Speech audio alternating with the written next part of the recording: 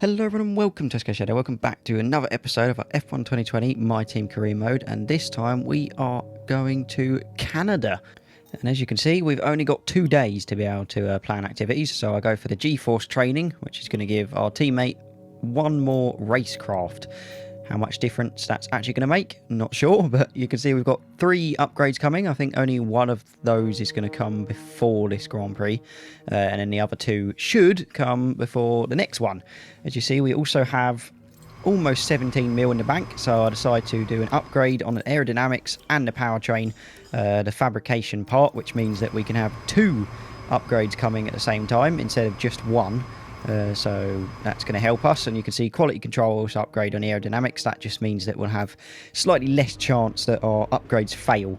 In terms of weather, you can see that it's going to be dry in the race, but in quali you can see it's got some rain icons at the end, so it looks like it might be raining in Q2 and maybe Q3. You can see in terms of upgrades we're not hugely far. We haven't made huge gains there. You can see Mercedes are still way ahead, and Williams are starting to catch up, but in terms of performance we should be getting into Q2 and maybe fighting for the points, but we'll go into quali and find out where we are starting.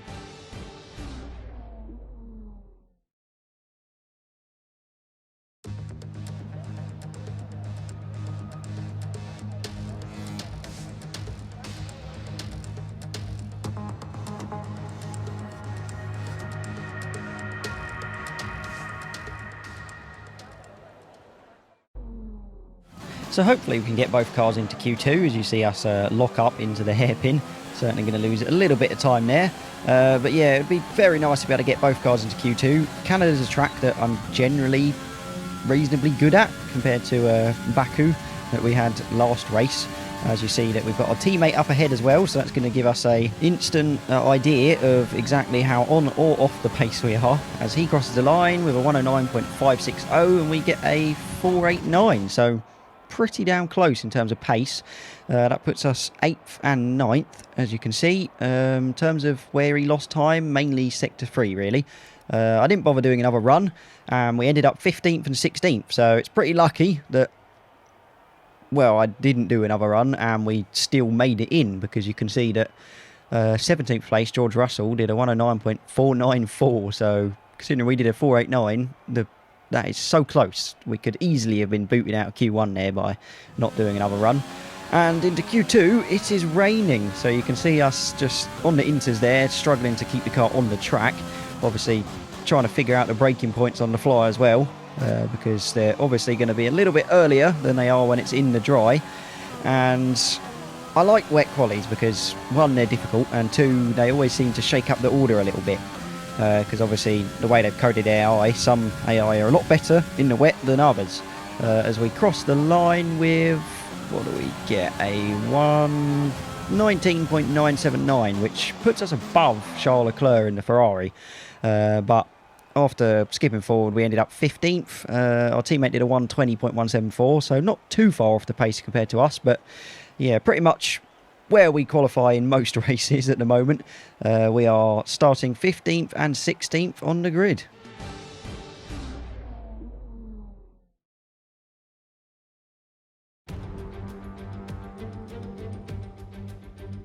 Hello and welcome to the Ile Notre Dame once again for what promises to be another incredible Canadian Grand Prix at a fiercely competitive circuit, where pole position can often be decided by less than 1/10 of a second. We'll be seeing top speeds of around 210 miles an hour here at the Circuit Gilles Villeneuve, with around 2/3 of the lap taken at full throttle. High-speed chicanes spell potential danger, especially at the infamous Wall of Champions. And watch out for overtaking into the hairpin and the final chicane. With the race minutes away from starting, here's what today's grid rundown looks like. Lewis Hamilton lines up on pole position, and it's Valtteri Bottas that completes the front row. As we continue through the rest of the grid today, we have Ricciardo, Verstappen, Carlos Sainz, and Albon, Vettel, Norris, Hubert, and Sergio Perez. Stroll, Kvyat, Pierre Gasly, and Leclerc. The engineer, Ocon, George Russell, and Nick de Vries. Magnussen, Giovinazzi, Latifi, and Callum Islet. Now, it's almost time for lights out, so let's go down to the track. So in terms of strategy, it looks like it's going to be a two-stop for us. So we're going soft, soft, medium. Obviously, as it was a wet Q2, everyone is going to be on brand new tyres to start the race, so we won't have that advantage. There was a free stop option, but I don't think anyone's going to be going for that. But it is lights out and away we go. One person to keep in your mind is Daniel Ricciardo, who's starting third. So there's every chance he could end up on the podium as we're diving down the inside of our teammate, who obviously got a slightly better run off the line than us because we were ahead of him. And he's still side by side sticking with us. We're using the overtake to try and stay ahead, but obviously he's got the same car as us, so if he's using the overtake as well, not going to be much use. But we have managed to get ahead, made a little bit of contact with someone there, not sure who, but seemingly hasn't caused too much issues. We're back into 15th, exactly where we started, as we head to the hairpin and go for a huge dive bomb down the inside of Gasly from very, very far back. When they're all bunched up like that, the AI tend to break quite early into things like that. As you see, my game actually glitched there, and it meant we revved out in third a little bit longer than we would want to, and that hindered our acceleration. But even without overtake, which has run out at this point, we're still managing to go a bit quicker than Gasly, and we managed to make the move into the final corner. And that is us up into P14 by the end of lap 1. Although, you can see Gasly is trying to come back at us on our inside. And he's obviously now on our outside. We squeeze him a little bit, and we've kept the position. It looks like Ocon's actually managed to get past Gasly at the same time. So, not only was Gasly fighting us, he was also fighting Gasly. They're on fresh softs. Their tyres are 2 laps old. We think they've got at least 3 more stops. The time last lap was you can hear there, they're saying that our teammate Ocon behind us has got 3 stops remaining. So for some reason his strategy has been decided to do a 3 stop. I have no idea why. Our car isn't that bad on tyre wear. It's just going to end up punting him all the way to the back probably. But we're on to lap 3. We've set 2 green sectors so far, so finding the pace. Leclerc is 1.7 seconds ahead, so it's going to take a bit to get up to him. As you see, onto lap 5, there is a yellow flag because it looks like Lance Stroll's car has exploded, as we have to brake quite early and be a bit cautious there, because I didn't really know where Stroll was planning on going, because he was just sort of halfway on the racetrack and halfway not, so we had to make sure not to hit him there. But onto lap 6, you can see we are definitely getting closer to Leclerc, as there's another yellow flag out there for someone. I'm guessing another car that's retired, but it didn't bring out a safety car or a virtual safety car as usual, because this save for season 2 seems to be cursed with not getting them. But that has allowed us to properly close up to Leclerc now, and we are actually within DRS of him. We've fully pulled away from our teammate Ocon as well, because he's now 3 seconds behind, 3.5. As we get the DRS, obviously this particular straight is pretty short, so not going to be able to do much in that one. But if we can stick with him into the hairpin, as you can see, if we can stick with him and if we're close enough, we might be able to make a move. We're using Rich, using ERS, using overtake, but looks like it's just not going to be enough. We look down the inside, think about it, but we abort mission right at the end there, because we'd have had to have absolutely launched the car into the corner there to even think about trying to get past him. And yeah, that's the problem. Our car, like it shows in the performance chart, in terms of engine, isn't actually fantastic, and especially DRS, it doesn't help much. But you can see here, eventually we managed to find the pace and dive down the inside and get past the Ferrari of Charles Leclerc there. So next up on our target would be Kvyat, because obviously Hamilton has just come out of pits. He is ahead of us, but we are not fighting him today. We are fighting Kvyat instead, but we dive into the pits first. And we are in the pits, getting on our new set of softs, and they take 2.4 seconds to do it, so not terrible.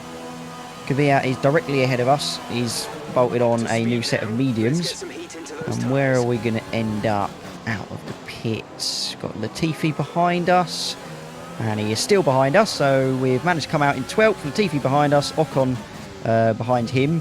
We've lost a bit of time in those pits to Ocon, because he's now only a second behind. Obviously, like I was saying before, we'd pulled ahead about 3.5 seconds. And on to lap 15, you can see we have definitely caught up with Kvyat and having to take avoiding action there and slamming on the brakes and locking up to make sure we don't hit the rear of him into the hairpin, as like I said, they braked really early into that for reasons I don't know. But we've pulled away 7 seconds on Ocon now, and bear in mind he's got another 2 stops to do, whereas we've only got 1.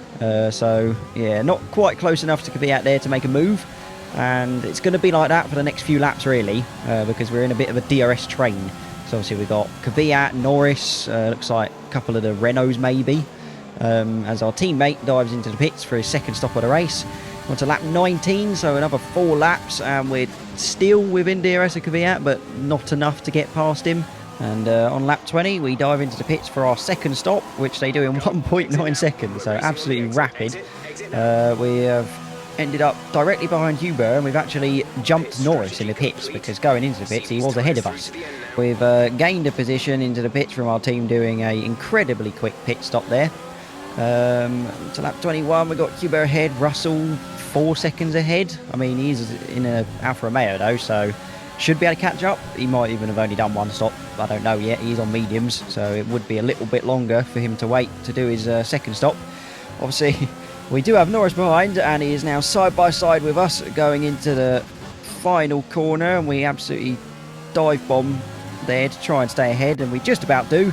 Made a little bit of contact, but nothing too major there. But we do need to really find a pace to be able to pull away from him, because if it's anything like Baku, he is going to be with us the entire time. And you see we're moving over to the left because Norris is still directly behind us.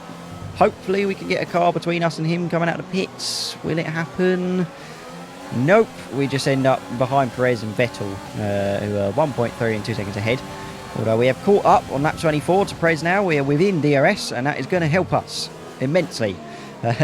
Because Norris has still managed to stick with us. He's half a second behind. But us being this close to Perez means we will get the DRS on him. So we will hopefully be able to use that to our advantage to stay ahead of Norris. We're in P10, so we are in the points. Only one of them, but we're in the points at the moment. If we could try and get past maybe 1 or 2 of the guys ahead, then that would be fantastic. But it's probably going to be similar to how we had it before. And you can see just how close we get to the rear wing of Perez there. And is it enough to get past? Nope, nowhere near enough. And pretty much I'm just showing you here that for the next few laps we're just stuck in a DRS train, lap 27. Eventually we have enough and go for a huge dive bomb in sort of a place that isn't really meant for overtaking, and we managed to actually get past him. And on lap 31 we are up to P9. We get a really good exit on the hairpin, and that is going to help us try and hunt Vettel down. Looks like we're already speeding up. We're getting close, but he does have DRS. Got Huber in the middle there. We move to the left, going 3 wide into this corner, which doesn't really work. Make a little bit of contact with the Renault there, but it doesn't cause us many issues. Seems like he's ended up losing a couple places for it, but we managed to gain 2 places into 1 corner. Looks like Norris has managed to get past Vettel as well, but we crossed the line in P7. So a nice haul of points for us.